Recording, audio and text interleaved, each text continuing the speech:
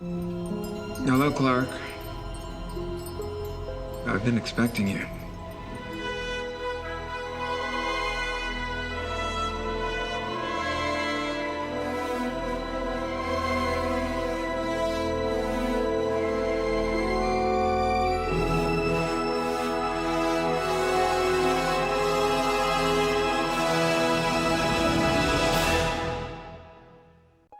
We had always wanted Christopher Reeve to guest star in the show, but we wanted him to be in the right part, and we wanted a sort of passing of the torch from one generation Superman to the next. Clark Kent and Superman was the vision of Jerry Siegel and Joe Shuster, two teenagers who grew up on Long Island. And I met them, when we did the first movie, and that you realize that this character's been around since 1938. Comic books as Superman went with the troops in World War II as morale boosters.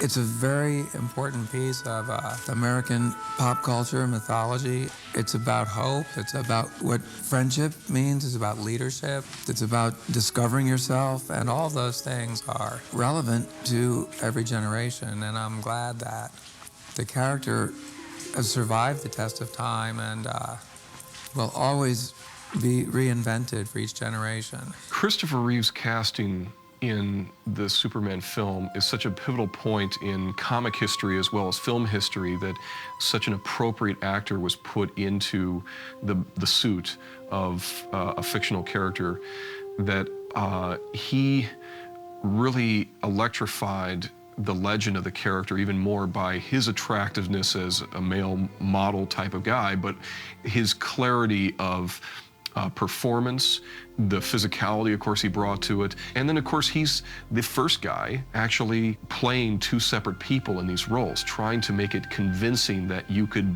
be mistaken as to knowing Clark Kent and not thinking that's the same guy. And he pulled it off. We called Chris's agent and said, would he be interested? What is his connection to Superman now? Is he still interested? And he'd seen the show and really enjoyed it. I was a little bit skeptical when I heard about it at first, but I must say that the writing, the acting, and also the special effects are really quite remarkable. When Alan Miles came to us in the writer's room and said, Christopher Reeve is going to do the show, I just damn near fell out of my chair. I mean, it was just like, I couldn't believe that we were going to have this opportunity.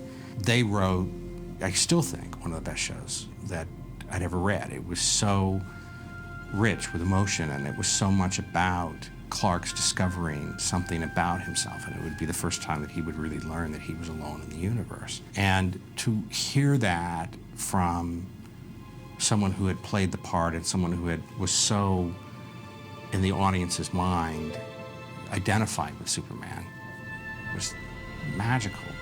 One of my receiving stations picked up a faint signal. It took me years to decrypt it. And finally, I discovered a mathematical key that was built into the transmission. Can you read it? Yes.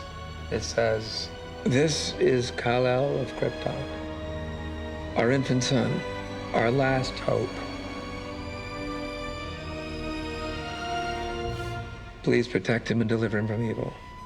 I had the opportunity to work with Christopher Reeve. He is probably the most knowledgeable guy on Superman in the world. I mean, the guy knows every single date, fact, time, everything.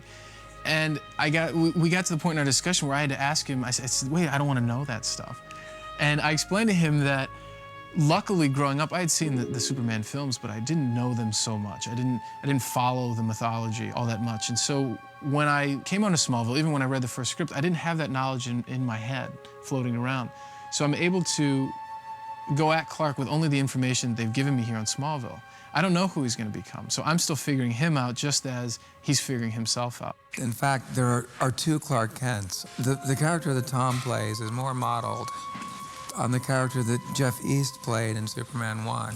If you remember the scenes in Kansas with Glenn Ford and Phyllis Thaxter, where you see Smallville High, you see him at the farm. That character is what Tom is doing. But then when he comes to the city, that's when another persona takes place, where he puts on the goofy glasses and acts very shy and stuff because he's trying to distract suspicion that he might actually be Superman. So in fact, Clark Kent as an adult, which is what I played, I mean, I was in my late 20s, is actually another persona, it's another character. It's an odd dilemma that we found ourselves in because we both played the same character at different stages in the character's life. So a lot of the information that he had was about a character who I don't know, as well as the character that I'm playing differs slightly from what the background he had when he played Superman. He brought a real humanity to the character because I think he treated the character with respect. And at that time, when I'm sure it was like, I'll just put on the suit and run around, he wanted to get underneath the skin of that character. And that's why I think the movie endures. But it was interesting, it's just different from the show. In the film, Superman is the character and Clark Kent is the disguise. And you know, in our show, Clark Kent is the character, and ultimately down the road, Superman will be the disguise. So I think it's just a different take on the same material. One of the most exciting moments that happened when we came to New York the first year and shot Rosetta was when Tom and I met Christopher for the first time. And there was just this feeling in the air.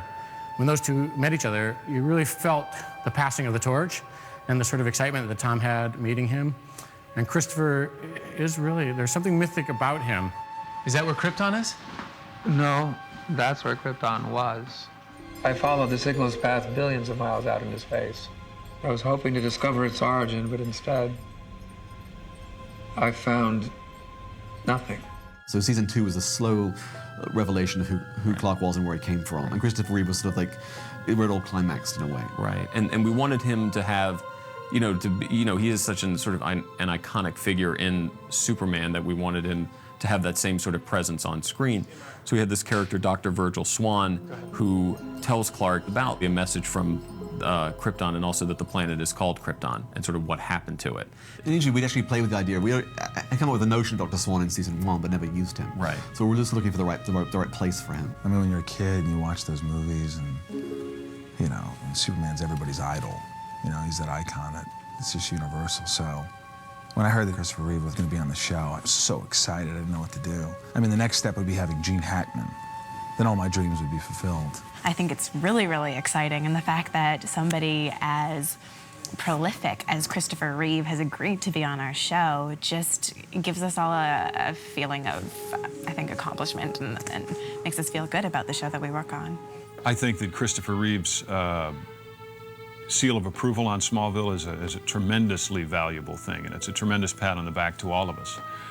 With what that man has been through and what he's continually going through, it's amazing.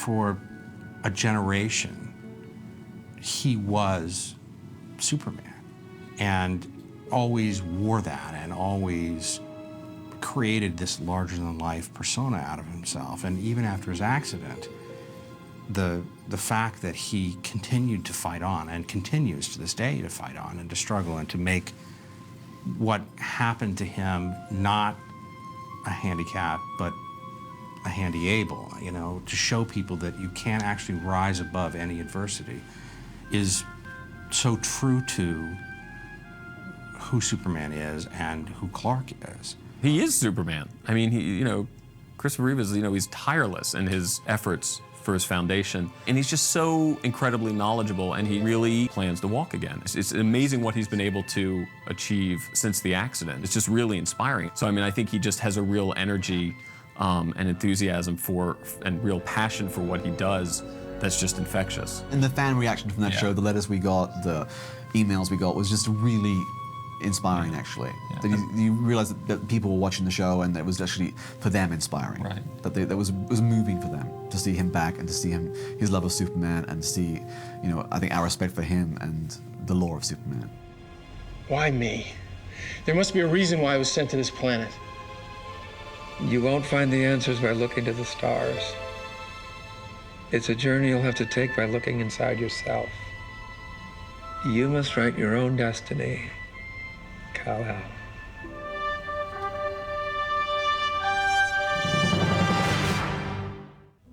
Please help us conquer paralysis. Call the Christopher Reeve Paralysis Foundation at 1-800-225-0292. Or visit the CRPF website at christopherreeve.org.